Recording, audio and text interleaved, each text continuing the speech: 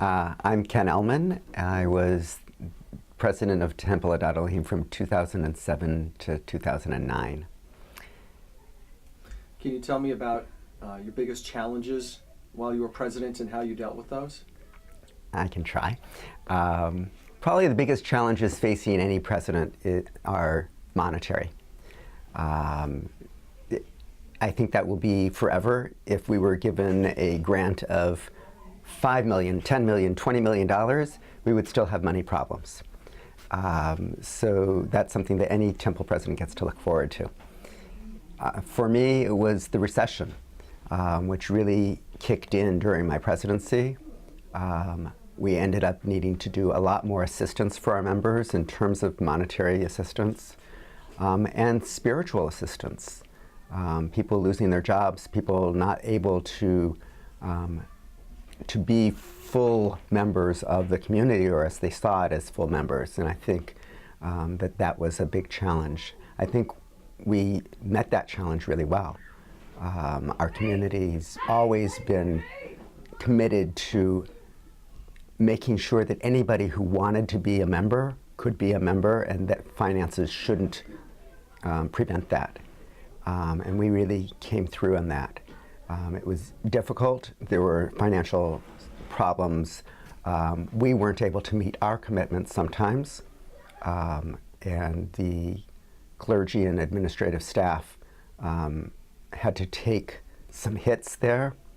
And I think the next question is, what were my accomplishments? I think building that relationship between the professional staff and the lay leadership, that really we got to be a team, and that when we had to ask our staff to forego pay raises or to make personal sacrifices for themselves so that we could meet our budget, so that we could make sure that we were here for the community, they were willing to do so.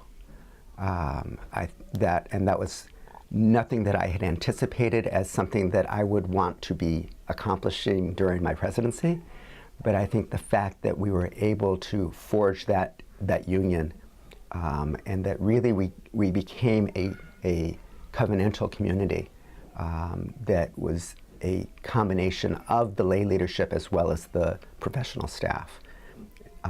It was a relatively new professional staff. There was a huge turnover during Ken Bach's presidency, and I saw the 2 years that I was president as that building and hitting the ground running and getting things moving towards that covenantal relationship. What about your what did you personally get out of being president? I mean, you go into it thinking one thing, but when you came out of it, what did you realize you had received? Oh, personally, I've never felt more connected and more personally fulfilled, religiously, spiritually, emotionally, just as a member of this community. It is quite the awesome thing. To sit up on the bima during high holidays and to look at all these people, I still get a kick out of greeting people on high holidays.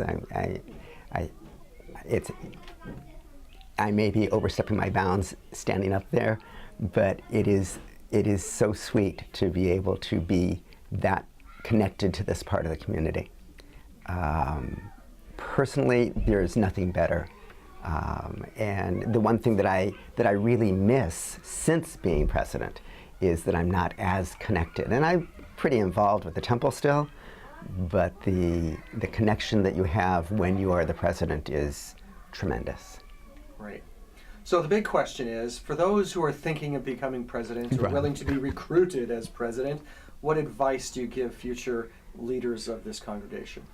So, the flippant answer would be run, but the true answer is run towards it, because there is nothing better that you can give of yourself and that you can promote in others. Be aware, listen to each person, and there's a part in the Talmud that says, learn from each person. And really, really learn from each person, because you may be going into it thinking that you want to accomplish this or accomplish that. I was really intent on making this congregation a more green community, and getting solar panels on the roof and all of that stuff. We never got full solar panels. We got a small little panel and even made a solar eternal light for a little bit. It never burned as bright as the 110 volt stuff, although I thought its accomplishment in terms of burning bright was in other ways. And that's what one of my personal goals for the congregation was. And although we are more green than we were, I don't feel like I accomplished that. But what I was able to accomplish was to be able to learn from each person that I spoke with. People that you think have a different agenda and they want to get something through. They want to because they care. And they may not have the same agenda as you do, but they care and they are a vital part of this community. And listen and be there for them, because not only is it good for the community, it's good for you as well.